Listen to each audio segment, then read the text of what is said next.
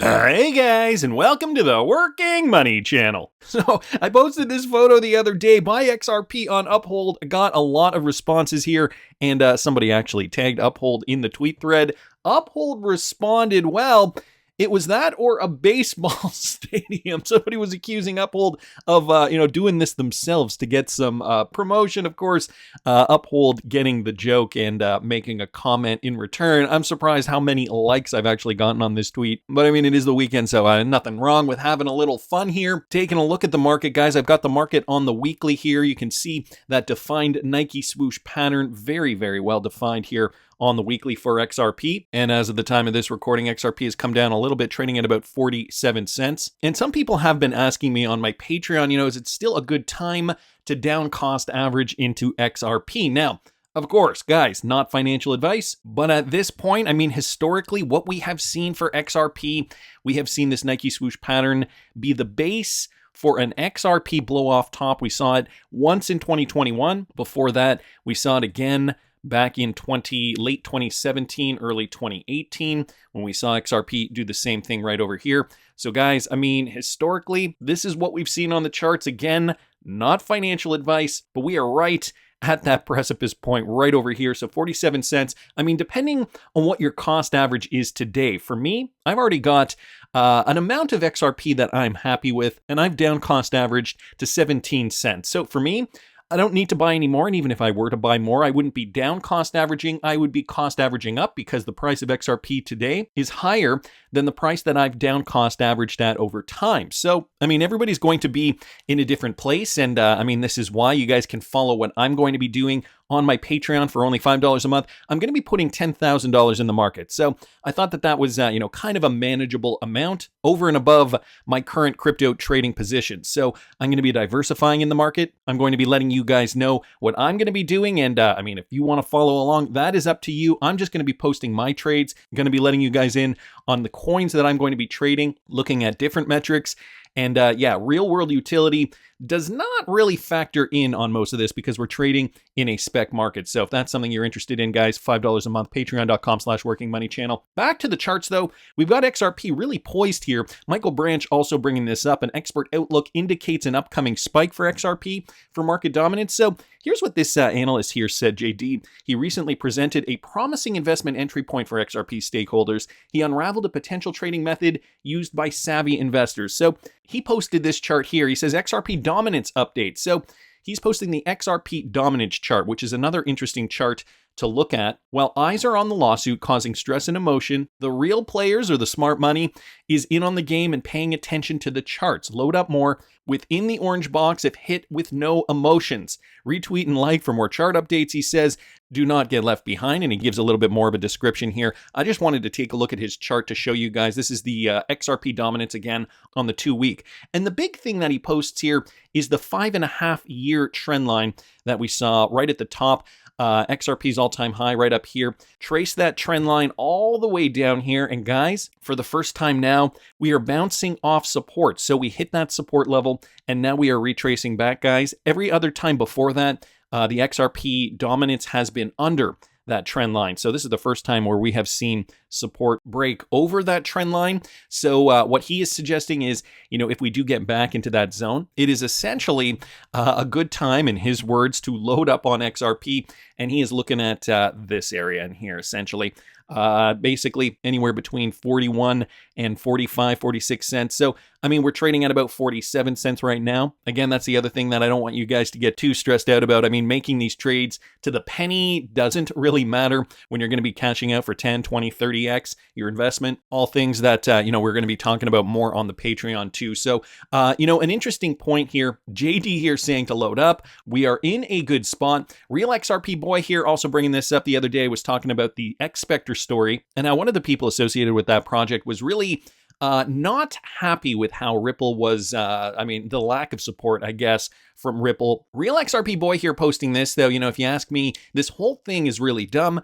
Just leaves a bad taste. If you choose to build on the ledger, Don't go crying to Ripple. They don't owe you anything for speculating and or attempting to utilize the tech, if you ask me. This tweeted out by Ant B. Degenda. He says he just dumped about $10,000 worth of Expector. I don't care how good your project is if you're a crappy person that is trying to blackmail someone just for clout. You don't deserve my support at all. So now there's a bit of a riff in the XRP community within this sub-story here. I mean, again, guys, investing is and always really should be about the money. And, if there is an expectation of profits, and, again, this is why I'm changing my strategy up in this bull run. A lot of coins are going to do well. The real world utility is still really important for the long term. And this is why I'm going to be holding. I'm going to be keeping a portion of my, true utility coins. But then there's also speculation and, there's reasons why we're, getting into other cryptocurrencies, reasons why, it's not just going to be about utility coins this time around. So wanted to bring that up as well. Also happened to see this from Attack XRP. XRP holders want to write letters to Judge Torres. Okay.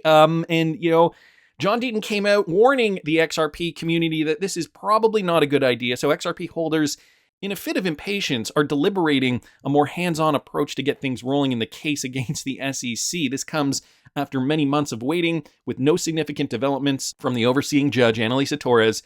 The stall has had a toll on the XRP price, causing a 20% value slump since March 21. And so somebody came out and suggested that the XRP community write letters to Judge Torres. Rice here saying, John Deaton, some people in the comments are planning to write letters. This needs to stop. And guys, this process is going to take as long as it takes. Do not write letters to the judge. XRP holders have proposed a campaign to the court after what was started as a joke quickly transformed into the next course of action. The Ripple community thinks writing letters to the judge would help expedite a ruling as they impatiently wait for summary judgment. This is like the worst idea ever. And so John Deaton did have to come out saying, please do not contact the judge or anyone else associated with the case. No good can come from it. And I believe it was Blockchain Trucker originally, posted a video, and it was a satire video. As he says here, my apologies that you had to put this tweet out and that I should have put satire in the title of the tweet. I forget not everybody is from New York and will understand my humor. John Deaton responded, I know I didn't comment on your post assuming it wasn't serious, but I'm getting tagged a lot because some people want this call for action. People are frustrated. I get it. We are literally at the 11th hour, however. So guys, it would not be prudent to mess this up. The judge is going to do what the judge is going to do, and it's going to take however long the judge takes. We've also got to consider that I think the judge is on vacation right now. So, it is the summer. A lot of these people are going to be taking vacation. So just remember that. Micah here, even saying, I'm trying to remember what the consequences were. That one time the judge told us over one of the call-ins, do not contact her office. There was even a point in time when they limited the call-in, so only a certain amount of people could call in and listen to part of the case, if my memory serves me correctly. XRP Von Fufu here saying, great. Now that John said this, all of the haters are sending letters.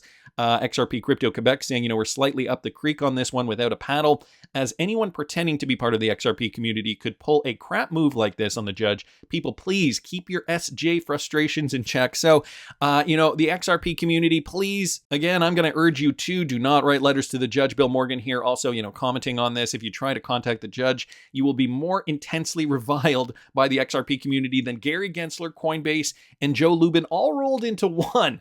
A good picture here that Bill Morgan is painting. So, guys, just don't do it. It's not going to make any difference anyway. The judge is going to take her time, and she is going to come out with a verdict when she is ready. So, that is kind of the update we got here in terms of the lawsuit. Now, with regards to the lawsuit, with regards to regulation, we've got this clip here courtesy of 801_XRP. Okay, this is Timothy Massad, former CFTC chairman, and he talks about crypto regs, securities, commodities. Well, listen to what he has to say here. Before we get to whether it's the best way to get it there, how strong a way is it, period? Even if it's not the best way. I guess as a lawyer, I'm asking you, how strong is Gary Gensler's case in effect? These are securities under the Securities Acts as they exist now, and I guess under what is called the Howey test. Yeah, I think it's very strong. All they really need to prove is that at least one of these tokens is a security. Now, and I think, they've made allegations about a couple dozen, across the two cases, there's really allegations about a couple dozen tokens, many of which are the largest trading tokens after Bitcoin and Ethereum. So I think the case is very strong. You were, of course, chair of the Commodities Future Trading Commission. Yes. Is this, you got to be fish or fowl? I mean, can something be both a security as well as a commodity, or does it have to go one way? David. It can be both. And that's something, it's an excellent question, David. That is something that people don't understand. Let me give you a simple example of that. The chairman of the Commodity Futures Trading Commission has said Tether is a commodity. And he's right, because there are futures contracts traded on Tether. Anytime you have a futures contract traded on something, that something can be classified as a commodity. But if Tether were to pay interest, it doesn't today, but if the issuer of Tether said, we're now going to pay interest to holders, that would make it a security. So it could be both. Now, when it's both, then both agencies are involved in regulating it. So that is something people often don't understand about this issue of security versus commodity. Brutal. That just sounds like a nightmare. If something is considered both, then both agencies do have jurisdiction, I guess, over regulating said cryptocurrency. And he gives Tether as that example there. So again, this was Massad here, Timothy Massad, former CFTC chairman, explaining that. And so, just going back to this Judge Torres point, of course, this has got to be stressful for Judge Torres, considering XRP is, that one cryptocurrency that's on her plate at this moment in time. And I mean, she really has the power to make that distinction. Is XRP a security? Is it a commodity? Is it a currency? Is it something else? And so, as the rules stand today, this is exactly how regulators are seeing cryptocurrencies, and it's very confusing for them. They clearly don't know what they're doing, and they know they don't know what they're doing. So they're pretending that they know what they're doing by, kind of prolonging things. And, I guess, behind the scenes, they're likely thinking up ways that this is going to make sense down the road. So, guys, let's just be patient and let's load up on positions right now, because there's going to be a time when this market does explode. We already know the big names, the big institutional players are coming into this market. That's not a secret. So, just kind of giving you guys a heads up. Wanted to thank 801 XRP for posting that. Another one here, guys, from Attack XRP. Now, an ex-SEC lawyer has said that he is not against the idea of freezing Ripple's escrow. There was a point in time that we never thought that this would have been a viable idea. Well, here's the story, guys. In a recent discussion regarding the ongoing legal battle between Ripple and the SEC, former attorney and former SEC director Mark Fagel has expressed his agreement with a contentious option from the XRP community. The focal point of the discussion revolves around the desired outcome in the SEC's case against Ripple. The debate was ignited by a tweet from the XRP community, who shared their dream scenario in the case. They suggested that Ripple should be fined, with the majority of the escrow funds handed over to the SEC and permanently locked away. Now, could you imagine what that would do to the price? However, they propose that moving forward, all circulating XRP should be classified as a commodity. And get this, guys, the response from Mark Fagel, former attorney and former SEC director, said this: the SEC's summary judgment submissions contend there was de minimis utility during the period covered by the lawsuit, and that's why there was a securities offering. The situation today may be different, which is why the secondary market issue is more complicated. That was the tweet response to Jack O, who says, I don't understand how just one of these amicus briefs clearly indicating utility, such as the airline that uses XRP for their off-business hours payment, doesn't confirm utility. So he was asking about the utility specifically. In continuation on that tweet thread, Jack O saying, in that instance, I'm in the I don't care if Judge Torres rules early security sales, but she should indicate today's are not, or she's effectively muddying up the waters even more, or rather she's in that camp. In fact, I agree Ripple did sell XRP like a security early on, but XRP clearly isn't now. My dream and unrealistic ruling as an XRP holder, Ripple fined, and then this is where the article picks up, Ripple fined because reading their emails, in my opinion, they deserve it. Majority of escrows handed over to the SEC and locked up forever, but moving forward, all circulating XRP equals a commodity. Mark Fagel here saying, again, sounds reasonable enough. So imagine what the price could be if that in fact does occur. And Mark Fagel here again, former attorney and former SEC director, is saying, this, not out of the question, doesn't seem unrealistic. But again, it is not up to him. We're still just waiting on Judge Torres' opinion here. In the meantime, though, we are seeing FedNow release more information as the days go on. Mr. Mann posting this, what receive only means for the service providers. I don't know if you guys noticed, but a lot of these service providers are starting with a receive only strategy from the FedNow service. Now, some of the reasons for this, I mean, we were all assuming, okay, we're going to see full implementation of the FedNow service. But, these guys, they're realizing this is brand new technology, so they got to roll it out slowly, and they don't want to make any, create any problems, in the meantime. So what does this mean, really? What are the benefits for it? And here they outline it in this report. This is directly from Valente's website. Low credit risk is one of them. To be clear, there are always credit risks to financial institutions in the payment sector. However, receiving instant payments is about as close to risk-free as it can possibly get. So that is one benefit from that. Number two, less complex technological implementation. So you got to remember, a lot of these banks are starting from zero, moving on to brand new technology. So, getting them in slowly but surely, gaining the ability to receive instant payments requires far fewer and significantly less complex technological integrations than it does enabling sending. So receiving is less technologically cumbersome, To receive, you'll simply need to connect to the instant payments network as well as the core deposit solutions. And then number three, guys, operational and customer support education. So, this has been a pain point from the beginning. Ripple has always said, we need the education. We need people to get it. And it's no different for people starting from scratch in terms of the technological integration, understanding crypto, the tech. It's all kind of part and parcel of the same thing.